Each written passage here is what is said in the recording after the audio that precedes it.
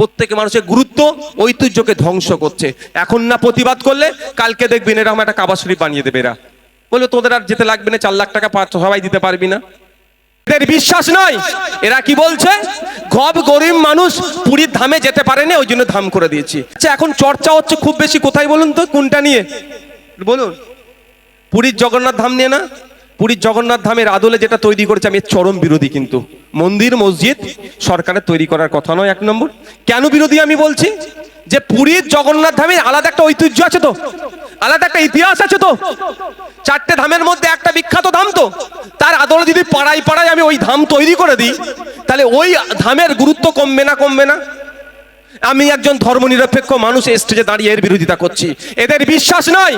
এরা কি বলছে, গরিব মানুষ পুরীর ধামে যেতে পারেনি, ওই জন্য ধাম করে দিয়েছি। কালকে তো আপনার এখানে কি বলে, বাদুড়িয়াতে আর একটা করে দেবে জগন্নাথ ধাম। তাহলে ওই ধামের গুরুত্ব, ইতিহাস, তার যে সমস্ত ঐতিহ্য বিলীন হচ্ছে কি হচ্ছে না ভাই বলুন? হচ্ছে না?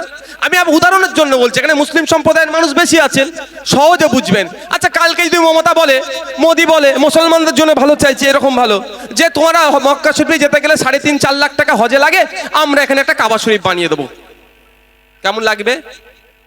খারাপ লাগবে না? হবে কি হবে? তাহলে হিন্দু ভাইদের কাছে ওই ধামটা কি ওই রকম হচ্ছে না? চোখ কান খুলে রাখতে হবে। ওটা হিন্দুদের বিষয়, চুপ করে যাবো এরকম নয়। হিন্দু মুসলমানের নয়, অন্যায় হলে অন্যায় প্রতিবাদ করতে হবে। আপনি মন্দির করবেন, আপনার কাঠের টাকা দিয়ে করুন, ওর আদলে করছেন, কিন্তু আরো তো মন্দির আছে। কিন্তু মাথায় রাখতে হবে এদের কোন জায়গায় এরা কি করতে চাইছে। প্রত্যেক মানুষের গুরুত্ব ঐতিহ্যকে ধ্বংস করছে। এখন না প্রতিবাদ করলে কালকে দেখবেন এরকম একটা কাবা শরীফ বানিয়ে দেবে। এরা বলবে তোদের আর যেতে লাগবে না, 4 লাখ টাকা সবাই দিতে পারবি না। মোদি কার ভালো করছে? কাদের বলুন? শিল্পপতিদের। আর মমতা ব্যানার্জিও গরিব মুসলমানের ভালো করেনি। মমতা ব্যানার্জি তার দলের লাঠিয়াল মুসলমানদের ভালো করছে। কমন মুসলিম যারা আছে গরিব, তাদের ভালো করেনি।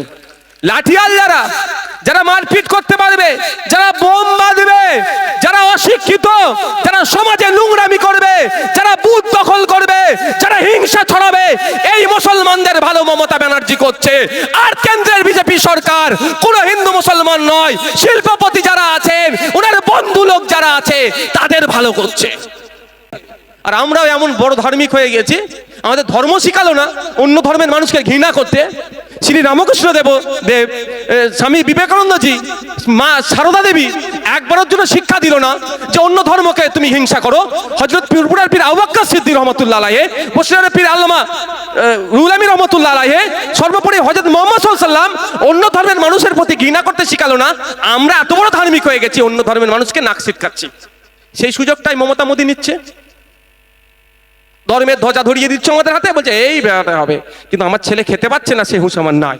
কেন্দ্র সরকার শুধু সংখ্যার জোর দেখিয়ে, শুধুমাত্র সংখ্যার জোর দেখিয়ে পার্লামেন্টে বিরোধী এমপিদের নিয়ে আসা যুক্তি তর্ককে গ্রাহ্য না করে কিছু পুঁজিপতিদের হাতে, কিছু জমি মাফিয়াদের হাতে, কিছু জমি ব্যবসায়ীদের নজর পড়েছে ওয়াকফ সম্পত্তির উপরে, সেটাকে বরকরার মানে নজর যে পড়েছে সেটাকে কেড়ে নেওয়ার জন্য একটা বিল পাস করিয়েছে।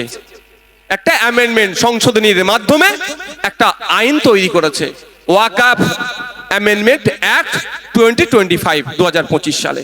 এই বিলের আমরা প্রত্যাহার করতে বলছি, এই বিলের আমরা বিরোধিতা করছি। কেন প্রত্যাহার করতে বলছি, কেন বিরোধিতা করছি, একটু আপনারা জানতে চান? যারা জানতে চান একটু হাত তুলবেন। যারা জানতে চান হাত তুলুন। তো আপনারা জানতে চান তো ভাই, হাত নামাবেন না, একটু শুনে রাখুন। একটু জানতে হবে আপনাদের কেন আমরা এই বিলের বিরোধিতা করছি। কেন্দ্র সরকার বারবার বলছে, কেন্দ্র সরকার বারবার বলছে তার কিছু লোককে দিয়ে এই বিলে নাকি মুসলিম মহিলাদের উপকার হবে, এই বিলের মাধ্যমে নাকি মুসলিম পরিবারের বিধবা মহিলাদের উপকার হবে, এই বিলের মাধ্যমে নাকি মুসলিম গরিবের উপকার হবে, এই বিলের মাধ্যমে নাকি মুসলিম বাচ্চার যারা ছেলে আছে তাদের উপকার হবে। যখন মোদি এ কথাটা বললো, বিজেপি যখন শুরু করেছিল, তখন আমার সন্দেহ হয়েছিল মোদি মুসলমানের ভালো করবে, মোদি গরিব হিন্দুর ভালো করে নে, ও আবার মুসলমানের ভালো করবে। মোদি কোনো হিন্দুর ভালো করেনি, আমি আপনাকে বলছি, গরিব হিন্দুর ভালো করেনি। যখন বলল মোদি ভালো করবে মুসলমানদের, আমি বললাম একটু আইনটা তো একটু পড়তে হবে। তখন বিল ছিল, একটু পড়াশোনা করলাম, করে দেখছি তো ভয়ঙ্কর ভাবে উপকার করতে চাইছে মোদি। আমার যেটা সন্দেহ হয়েছিল সেটাই বাস্তবে হয়েছে। যাক, সেই বিষয়ে আমি গুটি কয়েক কথা বলবো, কেন আমরা এর বিরোধিতা করছি। সর্বপ্রথম বলি, সারা ভারতবর্ষে 32টা ওয়াকফ বোর্ড আছে। কটা? 32টি ওয়াকফ বোর্ড আছে। এই বোর্ডগুলোর মাধ্যমে কাজ কি? সেই রাজ্যের, সেই এলাকার ওয়াকফ সম্পত্তি যেগুলো আছে দেখভাল করা। এই ওয়াকফ সম্পত্তি দেখভাল করার জন্য ডাইরেক্ট ম্যানেজমেন্ট যেগুলো নাই, যেগুলো মোতোয়াল্লি দিয়ে আছে, তার থেকে 7% ইয়ারলি যে রেভিনিউ আসবে তার 7% ওয়াকফ বোর্ডে আসবে। ওই 7% এসে কি হবে? জমা হবে। ওই জমা হওয়া 7% গুলোকে নিয়ে এক জায়গায় করে মুসলিম মহিলাদের বিবাহের জন্য খরচ করবে। আমার মনে হয় লাস্ট 15 বছর আমাদের পশ্চিমবাংলার ওয়াকফ বোর্ডের মহিলাদের জন্য 1 টাকাও খরচ করেনি। এটা এদের দোষ। তা বলে ওয়াকফ বোর্ডটাকেই তুলে দেবো কি ভাই? হতে পারে? ওয়াকফ বোর্ডের ক্ষমতা কেড়ে নেবো, এটা হতে পারে? আজকে যারা চালাচ্ছে তারা চোর ডাকাত, তাই জন্য দেয়নি। কালকে বিশ্বজিৎ দা, নওশাদ সিদ্দিকীরা ক্ষমতায় আসবে, এই সঞ্জীব বাবুরা ক্ষমতায় আসবে, তখন যেটা প্রাপ্য তাদের বুঝিয়ে দেবে। তা বলে আপনি বোর্ডই তুলে দেবেন, বোর্ডের ক্ষমতাই তুলে দেবেন? 7% রেভিনিউ আসতো, সেই টাকা থেকে কি হবে? গরিব বাচ্চারা পড়াশোনার জন্য স্কলারশিপ দেওয়া হতো। সেই টাকা থেকে আনুষঙ্গিক সমাজ গঠনের জন্য সমাজ কল্যাণমূলক কাজ হতো। ওয়াকফ বোর্ডের এই 7%। মোদি এসে আপনার ভালো চাইছে, ভালো কথা। নতুন যে আইন করেছে সেই আইনে বলেছে 7% এর পরিবর্তে 5% ওয়াকফ বোর্ডকে দিতে হবে। ভাই, ওয়াকফ বোর্ড দুর্বল হলো না শক্তিশালী হলো? 100 টাকায় 7 টাকা জমা হতো। এই 7 জমা হয়ে হয়ে হয়ে হয়ে যে টাকাটা থাকতো সেই টাকা নিয়ে কি হতো? স্কলারশিপ দিত বাচ্চাদের, মহিলাদের বিবাহের জন্য দিত, আরো আনুষঙ্গিক কাজ হতো। এখন 100 টাকায় 5 টাকা জমা করতে বলছে। তাহলে টাকা বেশি হবে না কম হবে? বলুন। কম হচ্ছে, তাহলে কাজ কম হবে না বেশি হবে? তাহলে মোদি আপনার ভালো করলো? মোদি যদি আপনার ভালো চাইতো তাহলে বলতো। আর যদি 7-এর পরিবর্তে 14 যদি হতো, আমি স্টেজ থেকে মোদির বিরোধিতা করতাম না, আমি মোদির গুণগান গাইতাম। কারণ 100 টাকায় তখন 14 টাকা জমা হবে। 7-এর পরিবর্তে মোদির দরকার কি ছিল? 14 করা। তা না করে 7-এর পরিবর্তে 5 করেছে। এই উপকার আপনার করছে, উপকার নয় অপকার করছে। আগে ছিল আইনে 1995 সালে যে প্রিন্সিপাল অ্যাক্ট ছিল ওয়াকফের, সেই আইনে বলা ছিল ওয়াকফ সম্পত্তি নিয়ে কেউ দুর্নীতি করলে তার 2 বছর পর্যন্ত জেল হবে। মোদি আমার মুসলিম মায়েদের কথা এত ভেবে ফেললেন, মুসলিম গরিব বাচ্চাদের কথা এত ভেবে ফেললেন, এখন ওয়াকফ নিয়ে কেউ দুর্নীতি করলে ওই জেলটা কমিয়ে 6 মাস করে দিয়েছে। তার মানে ওয়াকফ তোরা চুরি কর, তোরা জেলটা কম হবে। মানে বুঝতে পারছেন?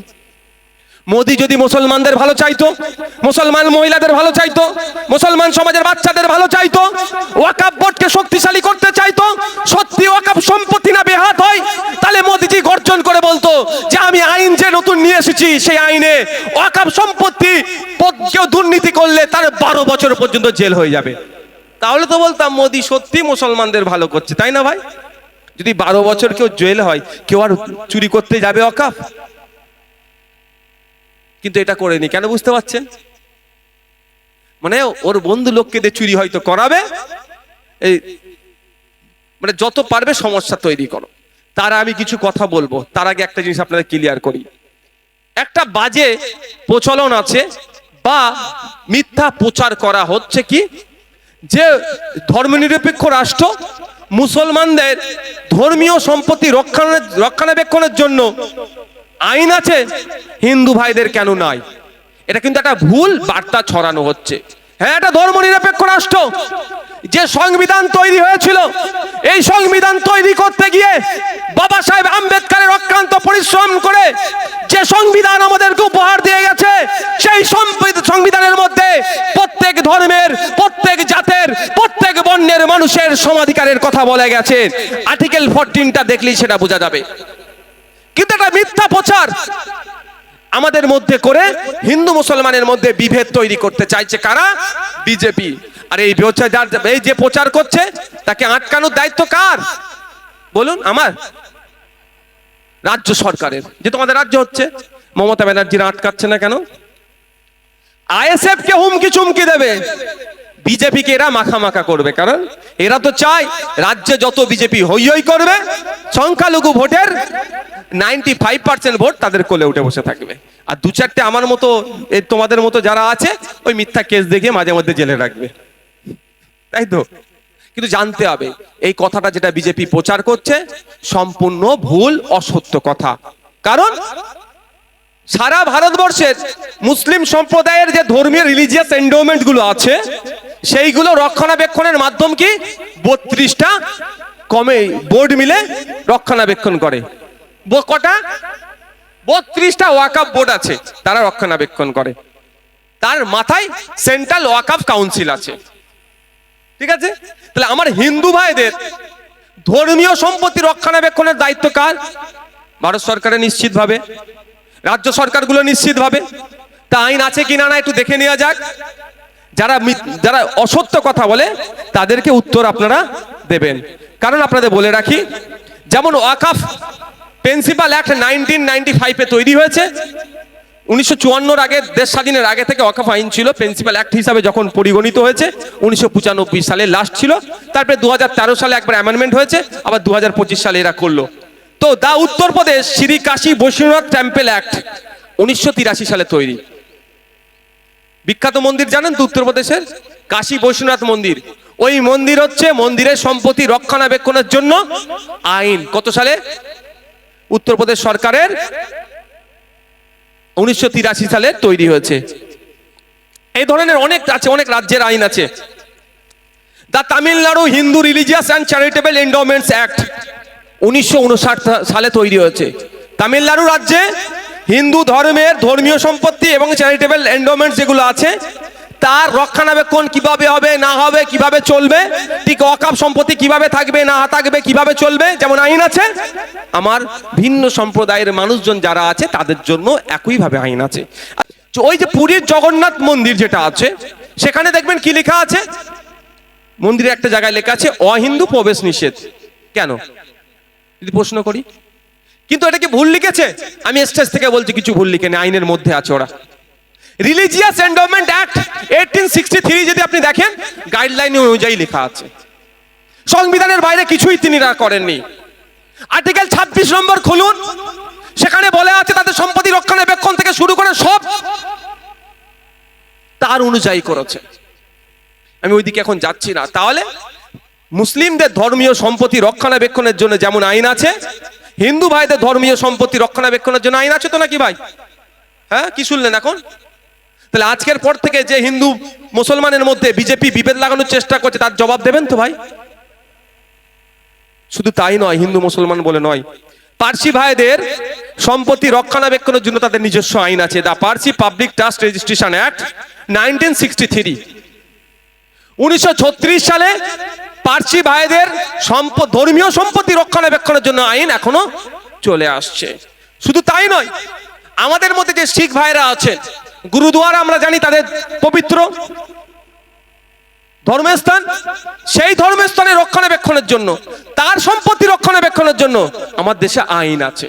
খ্রিস্টান ভাইদের গির্জা থেকে শুরু করে তাদের গির্জার ধর্মীয় সম্পত্তি রক্ষণাবেক্ষণের জন্য আলাদা আইন আছে। সেই আইনটা কি?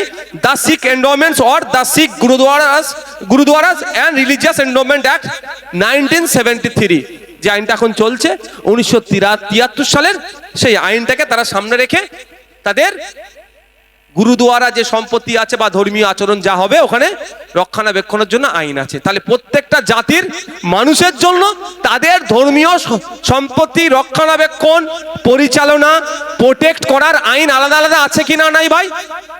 এটা দ্বারা তো প্রমাণ হলো। এটা শুনে হয়তো বিজেপি নেতারা বলতে পারে কি, এই নওশাদ সিদ্দিকী ভুল বলেছে। সেই বিজেপির নেতাকে বলবেন, তুই তো পাড়ার নেতা, তোদের রাজ্যের নেতা শুভেন্দু অধিকারী, তোদের রাজ্যের নেতা সুকান্ত মজুমদার, তোদের রাজ্যের নেতা দিলীপ ঘোষ, ওদেরকে বসা, আর অন্যদিকে নওশাদ সিদ্দিকীকে বসাবো। আমরা শুধু খেলা দেখবো, আসল সত্য কথা কে বলছে বলেন ওদেরকে। বুঝবে এদের সাহস আছে? অসত্য নিয়ে তোরা আছে। তাই এরা এটা বলে আমাদের হিন্দু মুসলমানের মধ্যে বিভেদ লাগানোর চেষ্টা করছে। এই ফাঁদে আমরা পা দেব না। আচ্ছা, আমার কি এটা শুনতে আপনাদের খারাপ লাগছে? এনার্জি আছো তো? না নাই ভাই, শেষ করে দেবো। এনার্জি আছো তো ভাই? তাহলে আমি শোনাবো, নাহলে ভাই আমি আমার প্রত্যেকদিন বক্তব্য যদি একদিন রেস্ট পাই, একদিন যদি রেস্ট পাই, আমি একটু শরীরটাতে রেস্ট পেতাম। এটা দাও। তো আমরা আর একটা ভুল প্রচার করছে, প্রচার করে আইনের কোন কোন জায়গায় আমরা বিরোধিতা করছি সেইগুলো বলবো। কি ভুল করছে? ভুল প্রচার হচ্ছে যে ওয়াকফ বোর্ড নাকি যেখানে হাত দেবে সেটাই নাকি ওয়াকফ বোর্ডের হয়ে যাবে। এটা শোনার পরে বিজেপির লোকেরা আমার হিন্দু ভাইদের কাছে কি গিয়ে বলছে, এই তোর বাড়ির সামনে যে তুলসী তলা আছে, আমার হিন্দু ভাইদের কিন্তু ম্যাক্সিমাম বাড়ির সামনে তুলসী তলা থাকে না ভাই। কেন থাকে? ধর্মীয় বিশ্বাস। তারা সেখানে তার মান্যত থেকে শুরু করে রিলিজিয়াস প্র্যাকটিস সেটা করে। তো ওই তুলসী তলার সামনে যদি ওয়াকফ বোর্ড এসে বলে এটা ওয়াকফের জায়গা, দেশের প্রধানমন্ত্রী মোদিজি, দেশের রাষ্ট্রপতি সুপ্রিম কোর্টে কিছু করতে পারবে, এটা ওয়াকফের হয়ে যাবে। ওই জন্য তো ওয়াকফ আইন তুলে দিচ্ছে আমরা, এইভাবে বোঝাচ্ছে। স্বাভাবিকভাবে সহজ সরল ধর্ম নিরপেক্ষ পাশাপাশি বসবাস করি, কাকা ভাইপোর সম্পর্ক, সেই হিন্দু ভাইটাও কিন্তু ভয় পাবে কি পাবে না ভাই? যতই আপনার আপন হিন্দু হোক না কেন, এই কথা যদি শোনে, মিথ্যা কথা, মনে একটু ভয় ঢুকবে না? ওয়াকফ বোর্ড যদি এসে যায় তাহলে আমার তুলসী তলাটা হাতছাড়া হয়ে যাবে। বলতো ওই মন্দিরটা আছে, ওই মন্দিরে যদি বলে দেয় ওয়াকফের জায়গা, ওই মন্দিরটা ওয়াকফের হয়ে যাবে। ওর ঘরে বললে ওই ঘরটা ওয়াকফের হয়ে যাবে। এই রকম ভাবে মিথ্যা কথা বলে হিন্দু মুসলমানের মধ্যে একটা বিভাজন তৈরি করতে চাইছে। আসলে কেন্দ্রের বিজেপি সরকার ক্ষমতায় আসার আগে কি বলেছিল? বছরে 2 কোটি বেকারের চাকরি দেব। আপনার পাড়া থেকে মুসলমানদের কথা বাদ দিন, কটা আমার হিন্দু ভাই চাকরি পেয়েছে হাত তুলে বলতে পারবেন? অ্যাকাউন্টে 15 লক্ষ করে টাকা দেব, 1 টাকা সমান $1 হবে। ঘোড়ার ডিম হয়েছে। 15 লক্ষ টাকা তো দূরের কথা, 15 পয়সা পায়নি, বরঞ্চ আমাদের টাকা, দেশের টাকা চুরি করে বিদেশে বেশি চলে গিয়েছে। আর যারা গিয়েছে তাদের অধিকাংশ গুজরাটের মানুষজন, এই মোদির চাচতো ভাই, কাকার ছেলে, জাটার ছেলে। আমার এই সঞ্জয় বাবু তো নাকি সন্দীপদার কাকার ছেলে, মামার ছেলে নয়, সব মোদির কাকার ছেলে, মামার ছেলে। ও বা গুজরাটিরা গিয়েছে, তো আমরা বাঙালি গিয়েছে বলতে পারবে? আমাদেরকে কাকার ছেলে, মামার ছেলে যায়নি। তো বুঝতে হবে। তো এরা কি করছে? এই ব্যর্থতা ঢাকার জন্য হিন্দু মুসলমান করো। ফিরে আসি, তারা ব্যর্থতা হয়েছে, ব্যর্থতা ঢাকার জন্য কি বলছে? এই ধরনের আইন পাশ করিয়ে সম্পত্তি লুট করতে চাইছে। যখন হিন্দু মুসলমান কাঁধে কাঁধ মিলিয়ে লড়াই করতে চাই, তখনই কি বলছে? এটাই এই হয়ে যাবে। আচ্ছা বলুন, ওয়াকফ বোর্ডের যদি এই ধরনের আইন থাকে, আপনারা বিরোধিতা করবেন না? জোরে বলুন। যদি এই ধরনের আইন থাকে, ওয়াকফ বোর্ড যেখানে যে ঝান্ডা বুঁধবে সেটা ওয়াকফের হয়ে যাবে। এখানে বলেন, আমি অ্যাসেম্বলি হাউসের মধ্যে বলেছিলাম ওই আইনের বিরোধিতা নওশাদ সিদ্দিকী সর্বপ্রথম করবে, কারণ এই আইন তুলে দেওয়া দরকার, প্রত্যাহার করানো দরকার, যে মানুষের উঠোনে গিয়ে তুমি ঝান্ডা লাগিয়ে দিয়ে তোমার সম্পত্তি বলে দেবে। কিন্তু এই ধরনের আইন নাই। আইন যদি থাকতো এই ধরনের, এতদিন রাখতো?